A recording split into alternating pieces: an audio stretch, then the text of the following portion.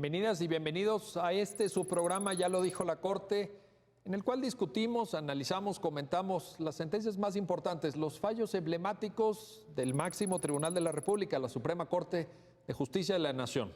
Y el día de hoy vamos a conversar sobre el amparo en revisión 152/2013, que trata de una serie bastante amplia de temas que tienen que ver con quién puede promover amparo, qué título de legitimación activa, y ahorita vamos a ver este concepto, se requiere para determinados casos de amparo, en qué amparo contra normas generales no se requiere que haya un acto de aplicación y la cuestión de fondo. Un tema que ya hemos discutido aquí en este programa, matrimonio igualitario, matrimonio entre dos personas del mismo sexo. Y para entender este amparo en revisión 152/2013, le doy la bienvenida a David García Zarubi. David, un gusto tenerte aquí, bienvenido. Muchas gracias, al contrario. Y a Carlos Araiza. Carlos, muchísimas gracias por ayudarnos a entender esto.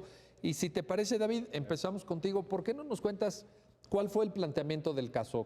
¿Cuáles son los hechos que a la postre permiten que llegue el asunto a la Corte y que la Corte emite esta importantísima sentencia? Claro, el asunto creo que se tiene que ver un poco en el contexto de los litigios previos que venían dando, porque si bien decías, este es un tema de matrimonio igualitario que ya había sido tratado por la Corte no había explorado algunos de los temas de esta sentencia.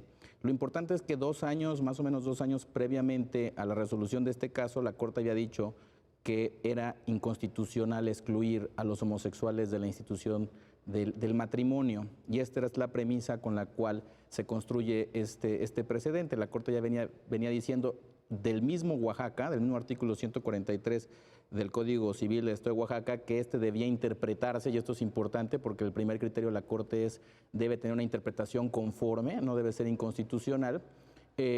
Cuando te refieres, David, a una interpretación conforme, ¿de qué estamos hablando? Sí, para la gente que nos está viendo. Claro, esto es una técnica de control constitucional que la Corte venía explorando desde antes de la reforma del 2011 en materia de derechos humanos, pero tuvo, digamos, su desarrollo doctrinal a nivel de jurisprudencia a partir del 2011, que consiste en que una norma, dado que se formula como un enunciado lingüístico, puede admitir más de una o dos interpretaciones, ¿no? Porque utiliza conceptos vagos, ambiguos. Y en ese sentido, lo que hace el tribunal es asignar significado a esa indeterminación semántica de la norma. Un significado específico. Un significado de los posibles, ¿no? Por ejemplo, familia, ¿no? Por decir justo un caso relacionado con esto. La familia está protegida en el artículo 4 de la Constitución y uno debería de entender por familia qué, una familia nuclear o una familia más amplia, ¿no? Entonces esto es un buen ejemplo de interpretación conforme. Dicho esto, justo la Corte, 2 años antes de este caso, había dicho que cuando los códigos civiles establecían más bien que el matrimonio era una unión entre un hombre y una mujer, esto debía entenderse en el sentido de que no excluía a las parejas homosexuales. Y esto, digamos, era una doctrina ya establecida. Dicho esto, es como surge este litigio que trató de probar no el criterio de la Corte sobre la constitucionalidad de la exclusión de los homosexuales, sino probar lo que yo denominaría la justiciabilidad de la Constitución por lo que respecta a la cláusula no discriminación en un aspecto distinto al del matrimonio, que es cómo proyecta mensajes las normas en la sociedad. Y para ello, entonces, lo que pasa es que varias personas, ¿cuántas? Son casi 20, ¿no? Sí, casi 20, conté bastante. Bueno, así es. Un grupo de personas promueve un amparo, pero aquí hay una gran, me parece, ¿no? Y ahí es donde quiero que nos ayuden a entender, porque hay una gran novedad en el sentido de decir, normalmente todos esos litigios anteriores que tú citaste de Oaxaca y de otras entidades federativas, sí, claro, habían llegado porque una pareja una pareja de personas del mismo sexo solicita casarse, le niegan esa posibilidad y a partir de ahí promueve el amparo. Pero aquí no solicitaron casarse. Sí, así es. Esa es la peculiaridad. Esa es la peculiaridad. Esa es la peculiaridad del caso. Los casos que teníamos eran casos, digamos, tradicionales de generación del acto reclamado, ¿no? Que es el acto que te permite venir a impugnar una ley y todos venían justamente con la negativa del juez de lo civil permitiendo ese matrimonio. Y aquí este grupo, decías bien, es un amparo colectivo, es un grupo importante de personas. Decían, oye, nosotros no nos queremos casar. Todavía, o por lo menos todavía. Todavía, ¿no? O no lo hemos decidido, ¿verdad? No lo hemos decidido y por tanto no hemos acudido ante un juez, ¿no? Pero tenemos la condición de exclusión de la norma y consideramos que sin el acto de aplicación, esto es inconstitucional. La gran pregunta de fondo es, ¿esto es justiciable? ¿Esto puede ser conocido por un juez? Esa es como la pregunta, y creo que es lo que el litigio estratégico que ellos plantearon, es lo que intentaba preguntarle a la Corte, ¿no? ¿Cuáles son los alcances de esta justiciabilidad de la Constitución por lo que respecta a normas que no han sido aplicadas, pero que generan una afectación comunicativa, dice la Corte, ¿no? Valorativa, expresiva? Y ese va a ser la cuestión de fondo a la que vamos a regresar enseguida. Carlos Araiza, a ver, esto que nos está platicando David activa en el marco de la sentencia una reflexión que hace la Corte sobre interés jurídico, interés legítimo e interés simple. No cabe ninguna duda de que si ellos hubieran ido y hubieran solicitado casarse ante la posible, seguramente muy probable negativa del juez del registro civil, ellos hubieran promovido un amparo y se les hubiera acreditado su interés jurídico. Pero al no haber esta solicitud, se tiene que trabajar con interés legítimo. Y ahí viene la reflexión de la Corte en la sentencia. ¿Qué nos puedes decir al respecto? De hecho, bueno, esta fue una de las particularidades presentes, como comentaba David, del asunto, porque, bueno, tenemos una situación también fáctica. En 2011 conocemos la reforma en materia de derechos humanos y a la par de la materia de la reforma constitucional de derechos humanos viene la reforma de ley de amparo, la reforma constitucional de amparo y que se refleja en una ley en 2013. Y bueno, esta reforma constitucional en materia de amparo trae la particularidad de que introduce una forma de interés que no habíamos visto en el juicio de amparo de manera previa, la habíamos visto en los juicios contenciosos por lo regular, que es este interés legítimo que se denominaba, en el que se permite que personas que no son titulares de un derecho subjetivo, pero que hay un derecho de manera objetiva y que este derecho se puede afectar, puedan acudir ante algún órgano jurisdiccional. Y esto era lo que veíamos muy comúnmente, insisto, en justicia contencioso. Pero pues el legislador y el constituyente se dan cuenta de que ya tenía otro tipo de implicaciones y que esto obligaba también a un reconocimiento a nivel juicio de amparo en protección constitucional para incluir este tipo de interés. Entonces, se introduce con la reforma de materia de amparo a nivel constitucional el interés legítimo. Cabe precisar que este reconocimiento que se hace a nivel constitucional está en principio referido al amparo indirecto. Tenemos dos juicios de amparos, directo e indirecto. Y en el caso del amparo indirecto, que es el amparo contra leyes que normalmente conocemos, el constituyente reconoce la posibilidad de que alguien con interés legítimo, no jurídico, pueda acudir a la instancia de amparo. Entonces, en el caso, este grupo de personas dicen, a ver, yo no soy el destinatario de la norma. ¿Por qué? Porque la norma está destinada a hombres y mujeres que deseen contraer matrimonio. Pero precisamente ese enunciado del que hablaba David obliga a que solo hombres y mujeres que deseen contraer matrimonio entre ellos puedan acudir al juicio de amparo. Entonces ellos dicen, esto me genera una discriminación tácita. La norma me impide a mí como persona homosexual poder promover un juicio de amparo, poder contraer el matrimonio, y entonces dicen, la única salida que tengo es el medio de defensa constitucional. Con este tipo de intereses con el que ellos acuden a la instancia constitucional, y precisamente ese es el primer problema con el que se enfrenta el juzgador y los quejosos. ¿Qué ocurre en la parte fáctica?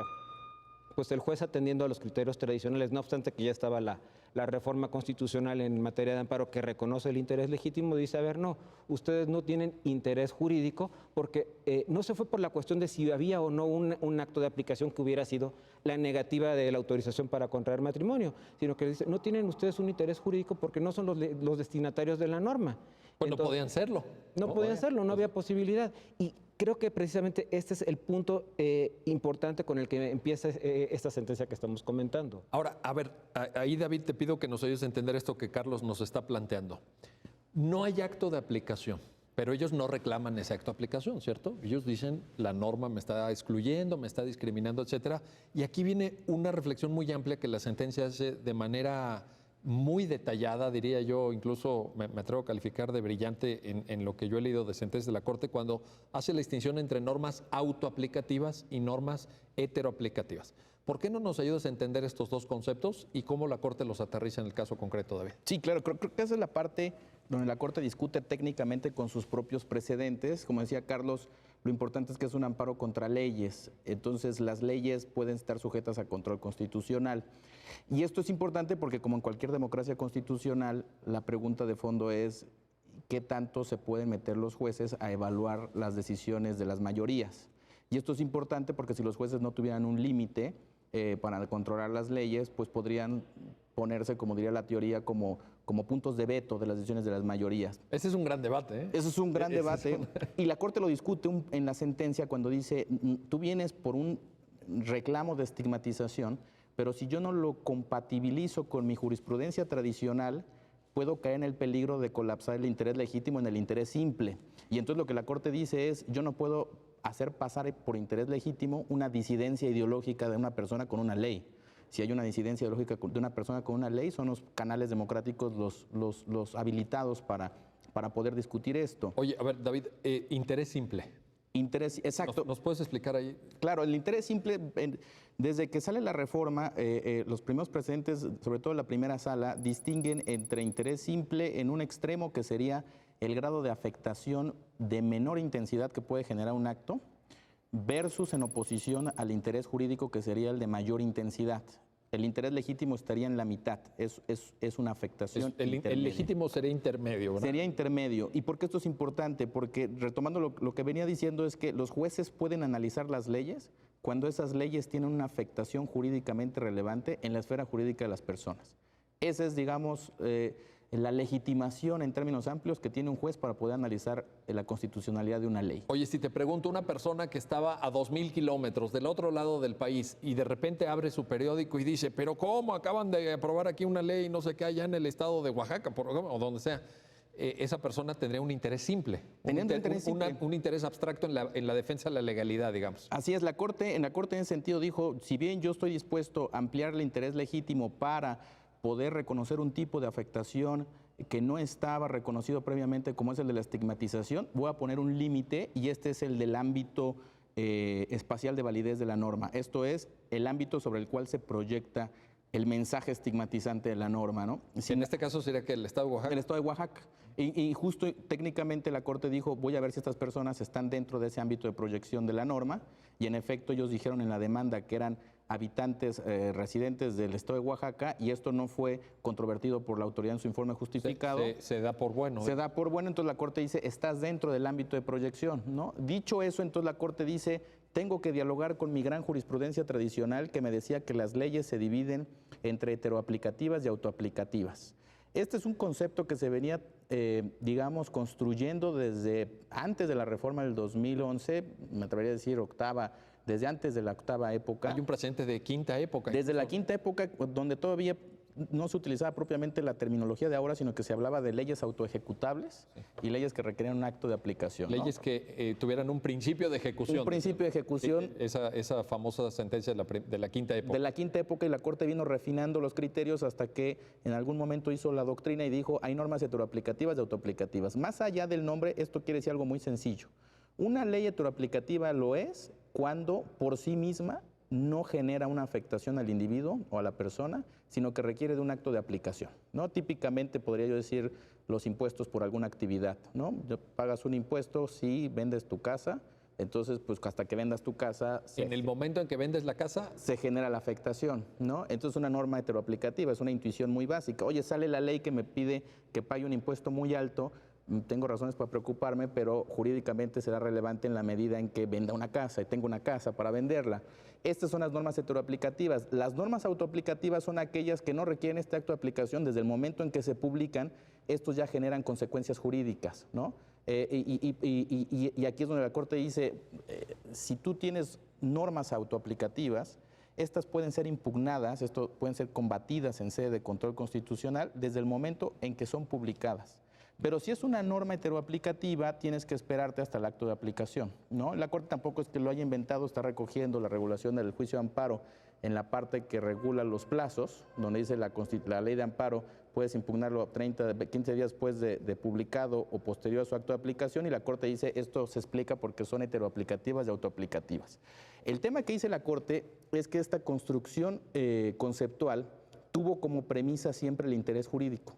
Y ese interés jurídico tiene a su vez como base la idea de un derecho subjetivo. O sea, Pero entonces estamos hablando de quinta, sexta, séptima, octava época, pero y novena, obviamente, pero ya ahorita entonces tú dices, toda esa construcción conceptual basada, la distinción que acabas de hacer, en el interés jurídico, ahorita se tiene que complementar, ¿no? Se tiene que complementar. Ahí la Corte tenía una disyuntiva. A ver, el juicio de amparo es un juicio que se construye bajo referentes individualistas, me atrevería a decir de manera simplona, en el sentido que está construido para impugnar actos que afecten derechos individuales muy precisos, derechos subjetivos. A lo mejor es porque viene del siglo XIX y en esa época pues así estaba. Así estaba pensado la sustantividad de los derechos constitucionales. En el 2011 se reconoce el interés legítimo, pero a la vez que ya venían reconociendo derechos sociales, derechos colectivos. Entonces, lo que dice la Corte es, con este nuevo bagaje de conceptos de justicia constitucional, ¿qué hago con las categorías conceptuales que yo tenía desde la quinta época? Y la disyuntiva es, o los echo a la basura, o construyo nuevos, o adapto las que ya tengo bajo nuevas premisas. Y esta es la posición que adopta la Corte. Voy a mantener la construcción conceptual, pero la voy a adaptar a las nuevas premisas del interés legítimo. Y esto es lo que permite entender que normas típicamente heteroaplicativas, como son las del matrimonio, pues no le afecta una norma que regula el matrimonio hasta que uno no se quiere casar. Pues sí, exactamente. Muy buen ejemplo. ¿No? Muy buen ejemplo. Son típicamente normas heteroaplicativas, sin embargo, pueden ser cuestionadas en su constitucionalidad antes del acto de aplicación. Y todo esto en el marco de la reforma de derechos humanos de 2011, porque creo que también es un marco, digo, el propio tema de la no discriminación, los deberes y obligaciones de las autoridades, es decir, todo esto nos está dando una nueva luz sobre el juicio de amparo. Sí, de hecho es lo que llamamos el nuevo paradigma, ¿no? A partir de la reforma. Qué bien dicho. La nueva visión que como juzgadores, como sociedad debemos de tener, no solo fue un cambio de derechos humanos, fue un cambio también procesal. De nada nos servía la parte sustantiva donde incorporamos, por virtud del artículo primero, toda una serie de instrumentos jurídicos a los instrumentos nacionales, si no teníamos un medio de protección para hacer valer esos derechos. Pero van de la mano las dos cosas. Exacto, es la parte sustantiva y la parte procesal. Tengo un derecho y tengo un medio que me permite hacer valer ese derecho. Y creo que precisamente la idea de que las dos reformas que me parecen trascendentales a nivel constitucional salieran de la mano era precisamente no dejar manco el sistema jurídico con tienes tu derecho, pero pues no tienes forma de hacerlo valer, ¿no? Bueno, vamos a hacer una pausa, David, Carlos, vamos a regresar enseguida y les voy a preguntar sobre esta idea de la estigmatización. Normas que estigmatizan a las personas, normas que de alguna forma le ponen un sello, una etiqueta, y que es una etiqueta, como la propia Corte lo dijo, violatoria de derechos humanos, en este caso del principio de igualdad y no discriminación. Pero eso lo platicamos regresando de la pausa. No se vayan, estamos en su programa, ya lo dijo la Corte, analizando el amparo en revisión 152, diagonal 2013, y todo este planteamiento novedoso que, como ya nuestros invitados nos lo están explicando, supone configurar un nuevo paradigma, una nueva forma de entender muchas cosas desde el punto de vista jurídico, desde el punto de vista social, desde el punto de vista del papel de los tribunales. No se vayan, regresamos enseguida.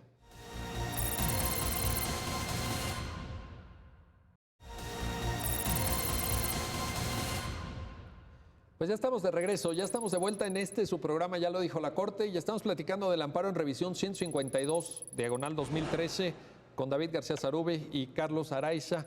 David, ayúdanos a entender, nada más para cerrar este punto de leyes autoaplicativas, heteroaplicativas. Había por ahí un concepto de individualización incondicionada, algo así que había construido históricamente la Corte y que en esta sentencia se reflexiona sobre ese concepto. ¿Nos puedes explicar qué significa? Sí, claro, y creo que ese es justo el punto, que el concepto de individualización incondicionada es la consecuencia de entender que hay normas autoaplicativas que afectan interés jurídico, ¿no? Por individualizaciones, la norma se individualiza desde el momento en que se publica y afecta a una persona de una manera concreta y diferenciada, ¿no? Sin ninguna condición. Sin ninguna condición. Sin que tenga que pasar nada más. Sin que tenga que pasar nada más en una persona, en una esfera jurídica. Entonces la jurisprudencia lo que dice es, uno puede observar nítidamente cómo la norma trasciende de manera individualizada la esfera jurídica de una persona, y ahí es donde se acredita el carácter autoaplicativo. Lo que hace la primera sala dice, vamos a conservar el concepto para interés legítimo, pero no podemos entenderlo bajo los referentes interpretativos del siglo pasado que justamente consideraban el interés jurídico.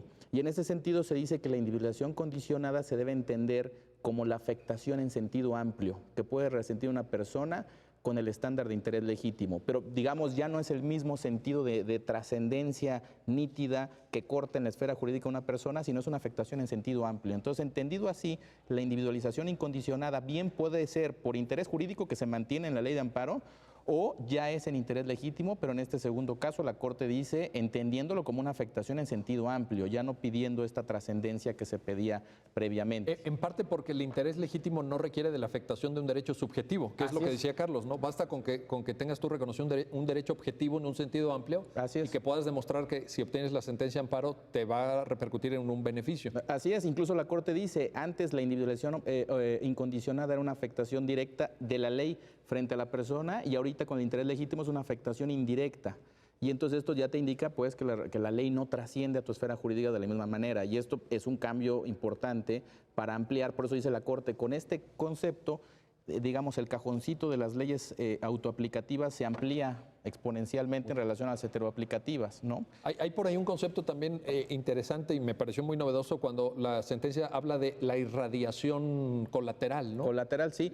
Eso la Corte lo venían ya trabajando precedentes previos cuando exploraba qué quería decir interés legítimo en oposición a interés jurídico, y decía, bueno, no puede ser que la ley te afecte uno a uno la ley con la persona, sino el interés legítimo es suficiente que se acredite que la ley afecta indirectamente. Y entonces la Corte dice, a ver, actualmente en una sociedad postindustrial las leyes regulan una serie de actividades de muchas maneras, y uno resiente los efectos de la ley no solo de manera directa, sino de una manera indirecta. Uno va a algún lugar donde hay un permiso, ese permiso no pertenece al cliente, digamos de algún establecimiento mercantil, pero las condiciones del ejercicio de ese permiso del establecimiento mercantil impactan en las condiciones en las que uno va a consumir ciertas cosas. O una licencia de construcción. Una licencia de construcción. El caso, por ejemplo, que había explorado la Corte era justamente unos parques ahí para hacer deporte, en la que los papás de los menores venían diciendo que le quitaron el permiso, el municipio se los quitó al deportivo, y que al quitarles ese permiso los niños ya no podían ir a disfrutar de las actividades deportivas. Entonces la Corte dice, ahí se observa cómo es una irradiación colateral,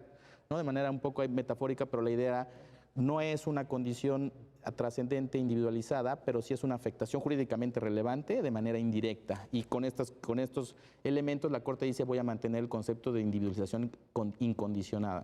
Oye, Carlos, entremos ahora, hemos hecho una reflexión en esta primera parte del programa sobre las condiciones para que estas personas puedan tener acceso a esa defensa a través del juicio de amparo, pero quizá valga la pena ya empezar a entrar al fondo. Hay un debate en la sentencia sobre el concepto de estigmatización, el concepto de discriminación por estigmatización. La Corte afirma que las normas jurídicas estigmatizan, que le ponen una especie de etiqueta, una especie de sello a las personas, y que si ese sello resulta violatorio de derechos humanos puede suponer, en algunos casos, incluso una discriminación. ¿Cómo entender este concepto? Claro, bueno, la estigmatización es el marcar, la norma, decíamos, es un enunciado, y como enunciado pues trae un sujeto. Entonces, en principio ese sujeto es al que se refiere la norma. Pero cuando el legislador utiliza ciertas fórmulas, ciertos conceptos que excluyen de manera expresa o de manera tácita a otro tipo de sujetos dentro de ese enunciado, entonces se genera una estigmatización, una marca a ese grupo o esas personas que están excluidas. Aquí, como reflexión, por ejemplo, te referiría, hay precedentes ya de segunda sala también en los que se aborda indirectamente este tema, y se ha dicho, a ver, el legislador está obligado a utilizar palabras neutras al momento de construir la norma. ¿Por qué? Porque fueron asuntos de seguridad social que se analizó relacionados con la obligación o los derechos que se tenían para que parejas de carácter heterosexual pudieran acceder a seguridad social. Y las normas estaban estructuradas con hombre, mujer, trabajador, trabajadora, beneficiario, beneficiaria. Entonces, la Corte cuando analiza esto dice, a ver, no, estas fórmulas acaban generando una exclusión.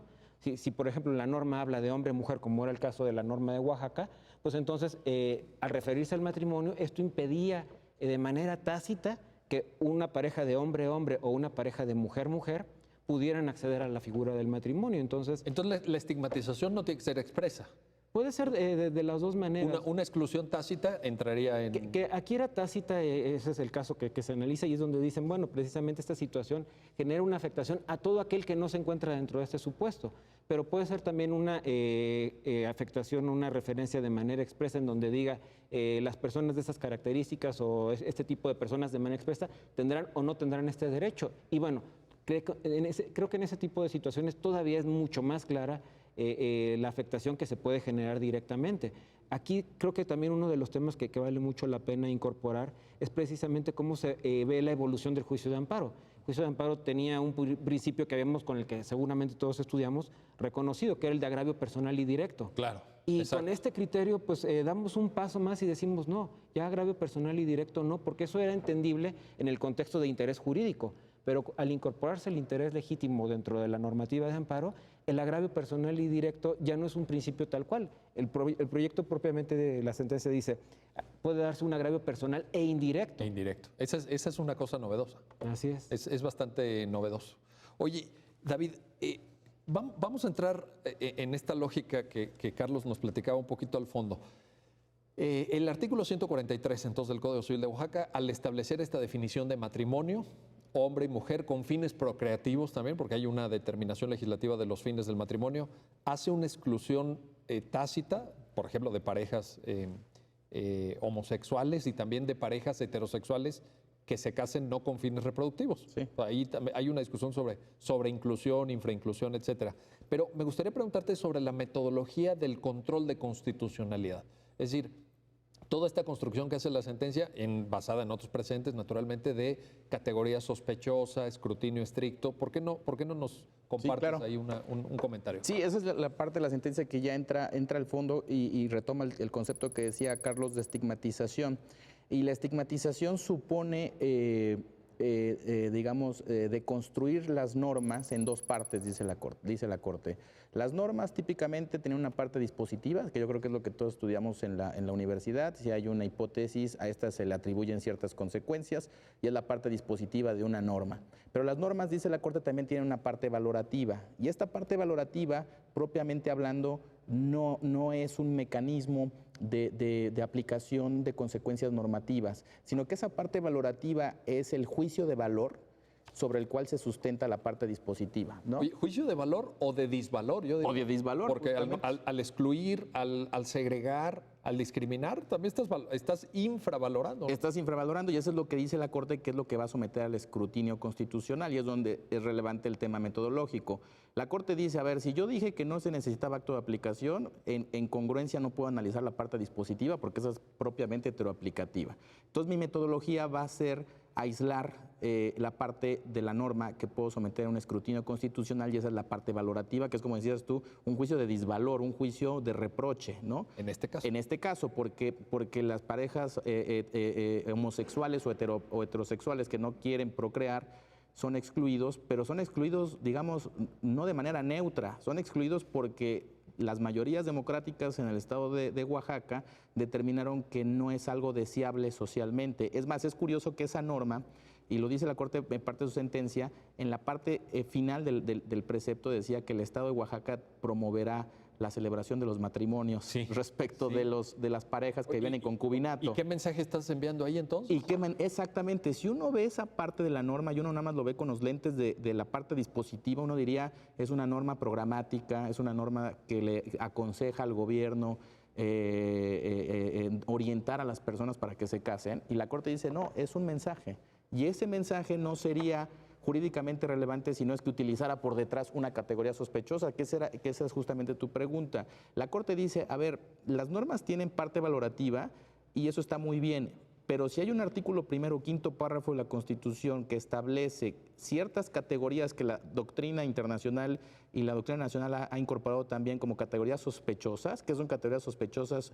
Son distinciones o criterios de distinción con base en rasgos moralmente irrelevantes. Por ejemplo. Por ejemplo, preferencia sexual, que es este caso, condición social, condición de salud, raza, género, nacionalidad, que hemos tenido digamos, un consenso a nivel democrático, que son rasgos moralmente irrelevantes. A las personas se les puede distinguir en función de razones meritocráticas, en fin. Si sacas 10 en el examen o si sacas 8. Ahí no hay estigmatización. Exacto. No hay ni discriminación. No hay discriminación. Es importante esta aclaración para los alumnos que están viendo este programa, ¿verdad? Estudiantes de Derecho. Exactamente. Y la Corte dice eso se llama clasificación, no se llama discriminación. Discriminación es un concepto técnico que requiere acreditar que el autor de la norma ha utilizado como criterio de identificación una de esas categorías, esto es, un criterio moralmente irrelevante para efectos de la Constitución, como criterio para atribuir beneficios y cargas a la población.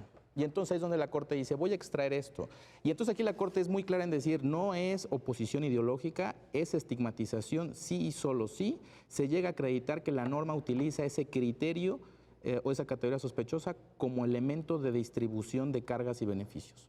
O de exclusión. O de exclusión, en este sentido. O de distribución en el sentido que parejas heterosexuales, sí, parejas homosexuales. Así es, así es. En este caso, porque es el más nítido, donde uno se observa que se excluye. Pero Carlos, por ejemplo, decía los criterios de la segunda sala, donde las cargas son inequitativas. Correcto. ¿No? Y entonces Buen ejemplo. Es un criterio de distribución de cargas y beneficios. La Corte entonces dice, mi primer punto metodológico es observar esa parte valorativa, extraer el criterio de clasificación y si es una categoría sospechosa, entonces tengo que preguntarme, ¿le aplico escrutinio estricto o le aplico escrutinio ordinario? ¿Y qué dice la Corte? Y la Corte dice tiene que ser un escrutinio estricto. Y escrutinio estricto lo que quiere decir es que la Corte va a analizar con una mayor intensidad las razones justificatorias que ofrece el legislador para hacer la distinción en cuestionamiento, ¿no? Pero casi, y recupero una expresión muy atinada de la sentencia, se da cuando ya estás en presencia de escrutinio estricto por el uso que el legislador hace de una categoría sospechosa, se invierte esa famosa presunción de constitucionalidad. Así es. Y es al revés, ¿no? Así es justo, es muy importante porque veníamos platicando al inicio qué tanto entran los jueces a analizar lo que deciden las mayorías a través de las leyes. Y si bien hay un primer punto de deben entrar por interés legítimo, al menos para que no entren con interés simple, el segundo punto es, y juez, cuando analices la ley, considera que hay una presunción de constitucionalidad. Esto es, a ausencia de buenas razones, no declares la inconstitucionalidad de la ley. Y en escrutinio estricto, como decías, es justo al revés.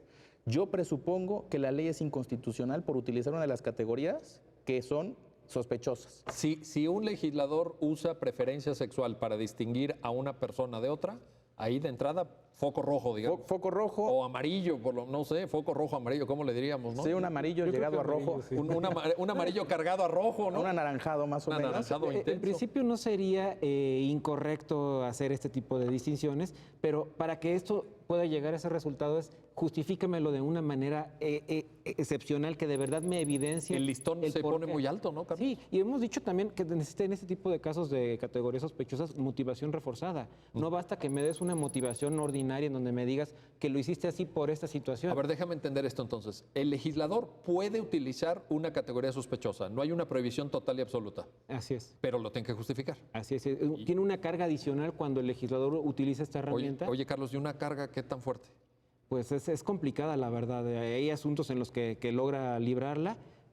Comentábamos hace un rato con David de asuntos de materia laboral, por ejemplo, la distinción que existe entre el hombre y la mujer respecto de la jubilación. Ya la Corte ya dijo que esta distinción es válida porque tradicionalmente la mujer ha asumido otro tipo de papeles, no solo laborales, sino dentro de la vida social y en familia. Entonces, la mujer tiene una carga adicional en la que termina la jornada laboral y se va al domicilio a continuar con la educación de los hijos, a atender el hogar. Y el hombre, por lo regular, en este modelo tradicional que conocíamos, pues no tenía esa carga. Entonces, esto justificaba que el legislador, a la hora de redactar la norma, dijera, bueno, la mujer se va a ir 2 o 3 años antes a descansar. Bueno, si trabajó con doble jornada, pues imagínate, ¿no? Hasta con triple jornada, ¿ves? Entonces, este es un ejemplo en el que vemos que el legislador utiliza una categoría sospechosa, que es el sexo, o el género, pero al final del día esta categoría logra librar el test de razonabilidad que se hace con un escrutinio mucho más estricto precisamente por haber utilizado esta herramienta. Oye, y por ejemplo, acciones afirmativas, ¿caerían en lo mismo? pueden estar en ese para lograr un esquema de igualdad sustancial Claro. y no una igualdad formal. Claro, e incluso en este caso de seguridad social, ese era uno de los temas que se abordó. Era relacionado a, bueno, es que ya hay una acción afirmativa y se ha tratado de procurar que la situación del hombre y la mujer en la parte laboral se homologue. Pero la realidad, y al menos la ejecutoria de ese asunto, lo que dice es, pues sí, pero seguimos todavía en ese momento, no hemos logrado dar el paso siguiente. Sí, ¿no? el modelo de igualdad entre hombre y mujer, que a lo mejor está en la Constitución, pues en la realidad no necesariamente se refleja, ¿verdad? Escrito se ve muy bien, pero pues es en el día a día en el que lo logramos materializar. ¿no? Escrito todos estamos de acuerdo. Sí, de acuerdo. No creo que haya nadie, ¿verdad?, que se oponga a eso, pero ya la parte práctica es Y, donde y creo las que acciones afirmativas pues, son medidas que también son de carácter temporal. Si se establecen de manera permanente, pierden su sentido e incluso generan una discriminación inversa. Entonces, precisamente cuando encontramos este tipo de herramientas en las que el legislador dice, bueno, voy a establecer una distinción basada en una categoría sospechosa, pues el legislador al momento de que utilice esa herramienta ya sabe que si esa norma se somete a un control constitucional, la va a tener va a tener un tema muy complicado para poder el justificar. semáforo amarillo cargado. Anaranjado. No, anaranjado. Anaranjado decíamos. Bueno, vamos a hacer una pausa. Déjenme hacer una pausa, David, Carlos.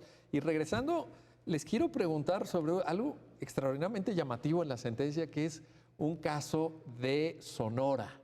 El Código Civil de Sonora en los años 30. Oigan esto, no se lo van a creer, yo tampoco, hasta que lo leí en esta fantástica sentencia de la Corte, decía que no se podía contraer matrimonio con individuos de raza china. Individuos de raza china, no se pueden casar. En el Estado de Sonora, 1930. Bueno, sobre esto regresamos. Estamos comentando en el amparo en revisión 152-2013. En su programa, ya lo dijo la Corte. No se vayan, en unos minutos estamos con ustedes.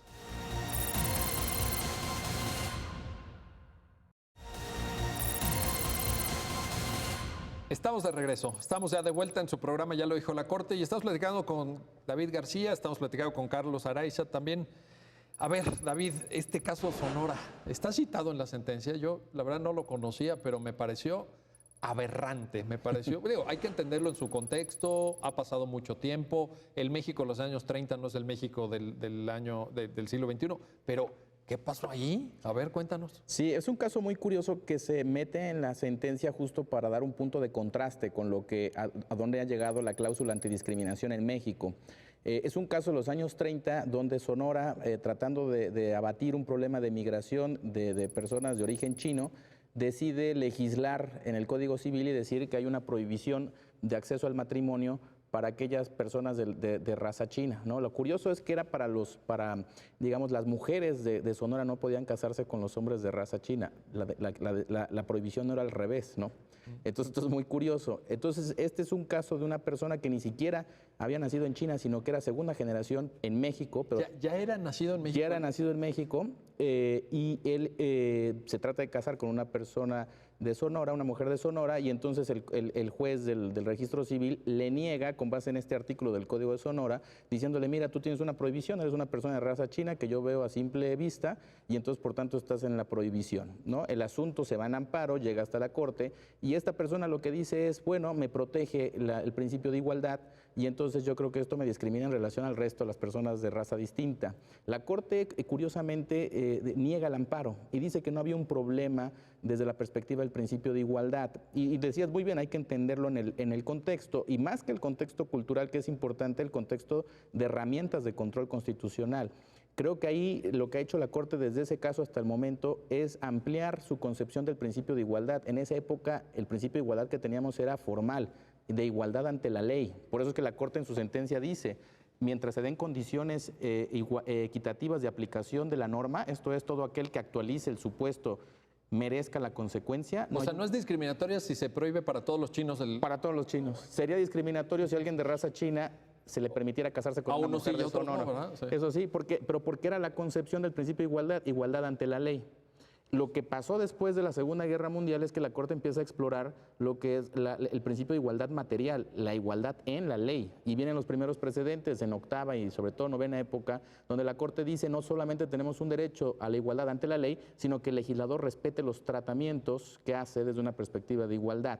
Y lo que hace esta sentencia parece, y bien decías, retomando otros precedentes, es decir, hay también una igualdad no solo en la ley, sino una igualdad estructural que el legislador no tiene que preservar, ¿no? La Corte no dice, le estoy reprochando al legislador las prácticas discriminatorias en la sociedad de Oaxaca. Lo que le estoy reprochando con el escrutinio estricto y la inconstitucionalidad eventual que deriva es que preserve esta estructura que hace que un grupo de personas se encuentre en una situación de exclusión. Porque son significados sociales que vienen de una época antiquísima, y en ese sentido las leyes ayudan a preservarlo, ¿no? Entonces, por eso es que este caso de Sonora se pone en la sentencia, creo yo, porque lo que quería la sala era poner dos puntos de contraste, cómo el principio de igualdad ha evolucionado desde la igualdad ante la ley formal al de una igualdad estructural, donde la Corte dice, me voy a preocupar sobre justamente estas condiciones de vulnerabilidad de ciertos grupos que tienen derecho a que el legislador no los presione más para quedarse en esa situación de discriminación. Por eso el caso, ¿no? Pues yo creo que lo logra, un contraste enorme del México de los años 30, bueno, por lo menos en Sonora, no todo México, pero sí Sonora, a este tipo de sentencias ya más vanguardistas, más garantistas, basadas en esa reforma importante de 2011, ¿no? Carlos, te quiero preguntar, hay un tema que pudiera parecer técnico y quizá no lo sea, que es el tema de la oportunidad para la presentación del amparo, es decir, los plazos. Todos sabemos que las acciones judiciales en aras a la seguridad jurídica pues se tienen que promover dentro de cierto tiempo. Y sin embargo, aquí hay una reflexión interesante de la Corte, ¿no? ¿Qué nos puedes comentar al respecto? De hecho, bueno, ese es uno de los temas más interesantes, me parece, que vemos en la parte procesal de la sentencia. La regla en el juicio de amparo es de 15 días a partir de que se emite el acto concreto que se está reclamando. O de que se tiene conocimiento, ¿no? O de que se tiene conocimiento de él, o en caso de que sean leyes autoaplicativas de las que hablábamos hace un rato, la regla es de 30 días a partir de que la norma entre en vigor. No basta con que la norma sea publicada, sino que además la norma tiene que entrar en vigor, porque si no, la norma está en un lapso de vacatio legis, que le llamamos, en el que existe materialmente, pero formalmente no genera consecuencias. Entonces, estas son las dos reglas. Habrá otras excepciones en cuanto a la oportunidad para promover juicio de amparo. Aquí la particularidad que tenía el asunto, que es algo de lo que hemos estado abordando, es precisamente no tenemos un acto de aplicación. Se promueve el amparo como una ley autoaplicativa por personas que tienen un interés legítimo frente a la ley. Entonces, parecería que estaríamos en el supuesto de es una ley autoaplicativa, sería la regla de 30 días. Sin embargo, el interés legítimo... ¿Pero 30 días a partir de cuándo? De la publicación de la norma, pero era una norma que ya estaba publicada. Entonces, viene el segundo problema. Hay un consentimiento aparentemente. Pero ese es uno de los problemas que me parece se logra salvar, porque se dice, a ver, el contenido de la norma en apariencia es estigmatizador. Y entonces esa estigmatización va a generar posiblemente una discriminación. La discriminación no se genera hoy y entonces a partir de hoy tengo 15 días o 30, sino que es un concepto que la sentencia lo ve como de tracto sucesivo, se genera de momento a momento. Y entonces se me genera hoy, se me genera mañana, se me generó hace un mes. Es permanente esa estigmatización. O a lo mejor hasta años, ¿no? Así es. Yo no sé de cuándo es la definición de matrimonio del 143 del Estado de Oaxaca, pero me imagino que... Seguramente es muy vieja. Seguro. Son definiciones que incluso venían desde antes de la Constitución del 57, ya venían. Bueno, estamos hablando, imagínate que le pidiéramos a las personas que nacieron hace 18 o 20 años, pues que se conformaran con esa discriminación que viene de... Nos obligaría a recién nacidos prácticamente que quien ejerza la patria potestad promueve un juicio de amparo en contra de esa norma por cualquier eventualidad. Sería absurdo, ¿no? Tienes toda la razón. Entonces, oye, a los 15 días de nacido. Sí, exacto. A los 15 días de nacido, ¿no? Comparecen los padres a promover el juicio en nombre del menor por si decide... Por si más adelante decide tener una preferencia sexual homosexual, ¿verdad? Que ya esté protegido, amparado. Sería absurdo. Entonces, imagínate, ¿no? Bueno. Precisamente eso es uno de los... Ahora, esto es novedoso, ¿no, Carlos? Sí, muy novedoso. ¿Por qué? Porque precisamente la regla la habíamos utilizado cuando teníamos el acto de aplicación o cuando teníamos la norma que se había expedido hace 15 días. Decimos, tengo otros 15 días para promover el juicio de amparo. Pero aquí era una norma que ya era muy antigua, más antigua que la edad que tenían seguramente los quejosos, que no había un acto de aplicación. Sí. Y entonces, pues, si no se permite este tipo de criterios, también la realidad es que entonces se hubiera aceptado nada más la posibilidad de promover el amparo en contra de este tipo de normas con motivo del acto de aplicación. Correcto. Pero entonces estabas obligando a que estas personas decidieran o tomaran la decisión de ir y pedir casarse. Y que se lo negaran, porque la norma era lo que establecía prácticamente. Pero eso también supone Es decir, me parece que sigue evidenciando un trato discriminatorio y sigue evidenciando un modelo de familia y un modelo de protección constitucional que ya la Corte ha superado, ¿no? Incluso es, ¿para qué me obligas a ir a pedir algo que ya de entrada sé que me van a negar? Mejor acudo a la instancia constitucional, es lo que llaman mucho, por ejemplo, en el electoral el per saltum. Evítame el problema de irme a la instancia local y resolver un problema y que no me va a llevar a nada, mejor me voy a la instancia constitucional y que se resuelva el problema de raíz, ¿no? Oye, y en ese sentido, hay, David, una reflexión también que me interesa mucho recuperar. En la sentencia, en la parte en donde la sentencia dice, es que el derecho al matrimonio es un derecho a otros derechos. Sino, porque alguien podría decir, bueno, pues vayan y cásense o vayan y pidan, pero hay también una representación del derecho como algo que va en lo expresivo. Por supuesto, hay una concepción del matrimonio como algo expresivo. Nosotros expresamos públicamente esta relación afectiva que tenemos, etcétera, pero también beneficios materiales, ¿no? Sí, totalmente. Y por eso es que la sentencia es muy enfática, creo, en decir lo que me interesa de la estigmatización como objeto de control constitucional es la repercusión que esto tiene en la vida jurídica de esas personas. El hecho de que el matrimonio haga una exclusión de personas homosexuales no solamente quiere decir que teóricamente la mayoría piensa que esto es incorrecto, sino que diseña instituciones que impactan negativamente en estas personas excluidas. Entonces, por ejemplo, la Corte hace un recuento de los beneficios fiscales que se pueden tener si unas personas están casadas, porque entonces se considera una masa común y, en fin, hay una serie de beneficios. Si uno accede al matrimonio, por ejemplo, de seguridad social, sobre todo, financieros, las leyes de seguridad social, migratorios, de herencias, en fin, parece que el matrimonio es una especie de institución que se conecta con otra serie de beneficios. Y lo que la Corte dice es, esto es reflejo del tipo de afectación que uno tiene cuando se le estigmatiza, ¿no? Así se construyen los estereotipos, dice la Corte, es comúnmente el legislador regula una institución, se implementa y esa implementación en la vida diaria empieza a tener repercusiones. Y por eso es que creo que la Corte lo vincula con lo del daño continuo.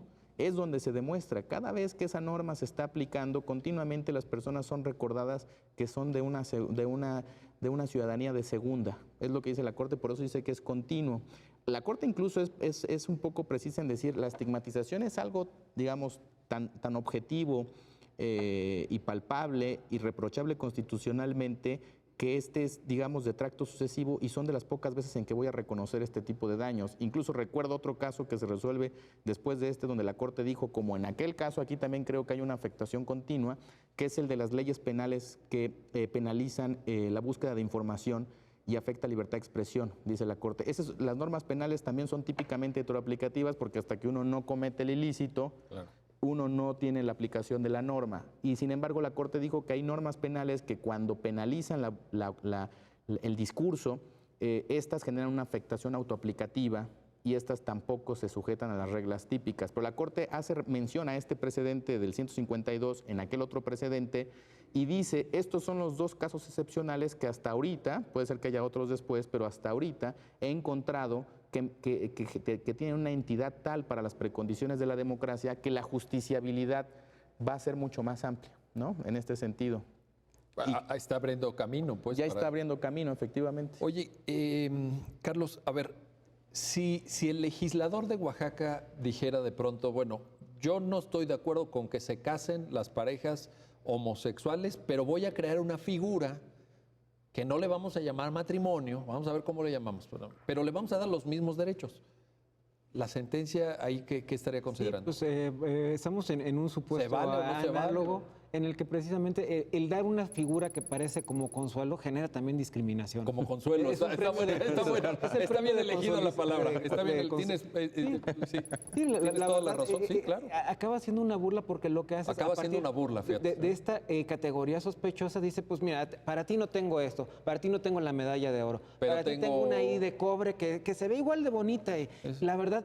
Te vamos a subir al podio, ahí va a estar, ¿no? Y te vas a tomar la foto, pero no va a ser igual que la del primer lugar. No, precisamente si estamos considerando que estamos en una sociedad inclusiva, en la que todos somos iguales, con independencia de las diferencias que en lo particular podamos tener entre nosotros, pero sustantivamente, decíamos, de manera formal, el principio de igualdad impera de manera homóloga, pues entonces no me tienes por qué dar una figura que trata de suplir algo que me puedes dar reconociéndolo de manera plena. Y bueno, esto también se construye a partir precisamente de un pronunciamiento que hizo el Pleno de la Corte respecto de los modelos de familia.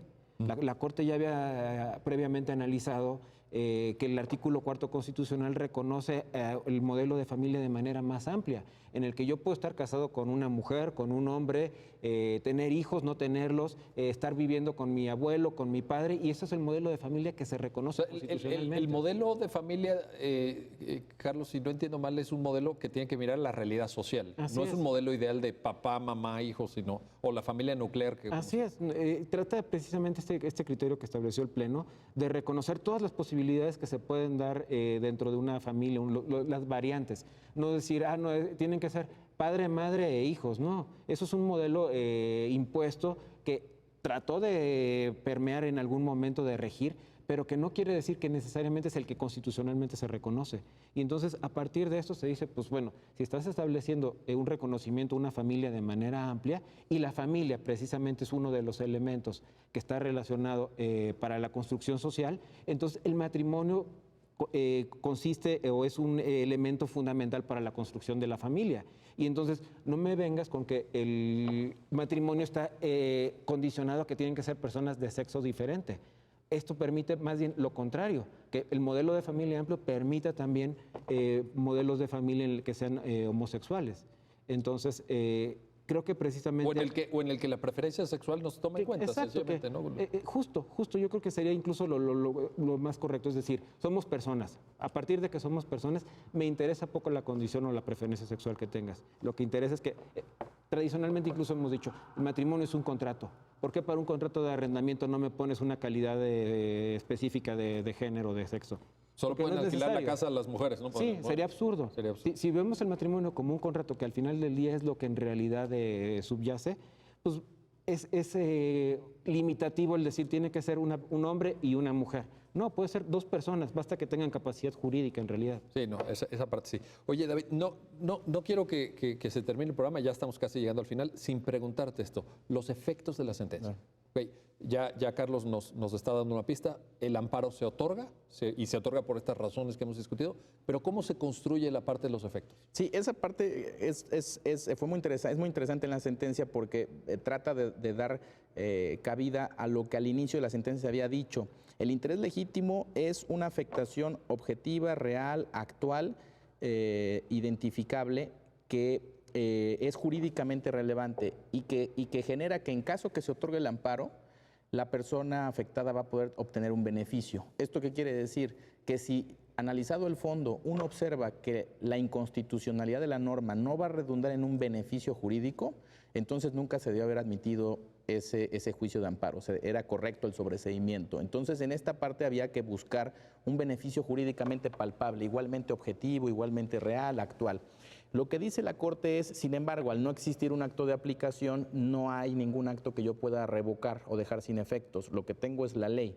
Y la Corte aquí dice dos cosas. A ver, si la afectación que yo vi es de estigmatización y es valorativa, esto quiere decir que lo que estoy declarando inconstitucional es el mensaje que proyecta el legislador sobre esa sociedad.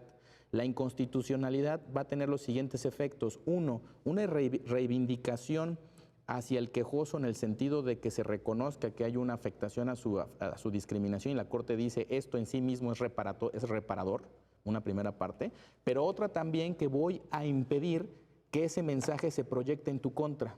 Y entonces la Corte dice, vinculo al legislador y a todas las autoridades en el estado de Oaxaca para que se abstengan de reproducir ese mensaje en contra del quejoso, entendiendo que el estado de Oaxaca, y lo decíamos al inicio, es el ámbito de proyección del mensaje discriminatorio. A todas las autoridades. A todas las autoridades. La orden que la Corte da es... A todas. Y ahí cita la Corte una tesis del Pleno de novena época donde se dice que en los efectos del amparo uno puede vincular a autoridades distintas a la señalada como responsable. Para efectos de la ejecución, sobre todo el fallo. Así es. Y entonces la Corte lo que dice ahí es, no me importa mucho que que el legislador modifique esto, pero lo que me interesa es que ese mensaje no sea reproducido por las autoridades que naturalmente están llamadas a aplicarla. Y entonces le da ese efecto. Otro efecto muy importante, tiene que ver con lo primero que decía, es que la sentencia es en sí misma reivindicatoria, porque este precedente también es relevante en cuanto que la Corte cambia su criterio de interpretación conforme del que estábamos hablando al inicio. Los precedentes previos, la Corte había concluido que si bien había un vicio de inconstitucionalidad en la exclusión de las personas homosexuales, ese vicio se salvaba con una interpretación conforme que ya habíamos dicho, es interpretar la norma en el sentido que es acorde a la Constitución y excluir la interpretación opuesta. En este caso dice la Corte, ya no puedo mantener ese criterio y entonces voy a superar mi propio criterio y voy a decir que la norma ya es inconstitucional, no admite interpretación conforme.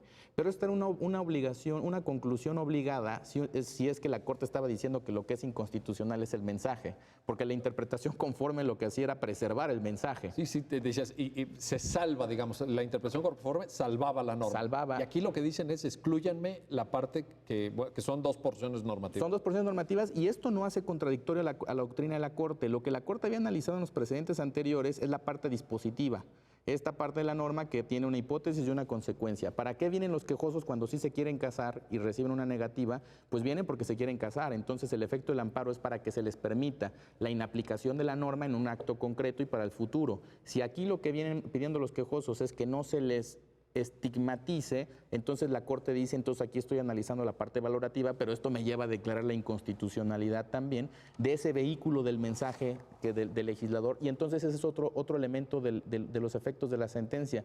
Es el primer precedente donde la Corte declara inconstitucional este tipo de normas, lo que después va a llevar a la repetición de estos precedentes de inconstitucionalidad en otros casos, ya que la Corte emitiera esta jurisprudencia temática, ¿no? Estas jurisprudencias temáticas donde la Corte dice, con independencia del código donde se encuentren, estas normas con estas características siempre van a ser inconstitucionales. Pero tiene como antecedente este precedente donde dice, no hay manera de salvar la inconstitucionalidad del mensaje que está proyectando el dispositivo.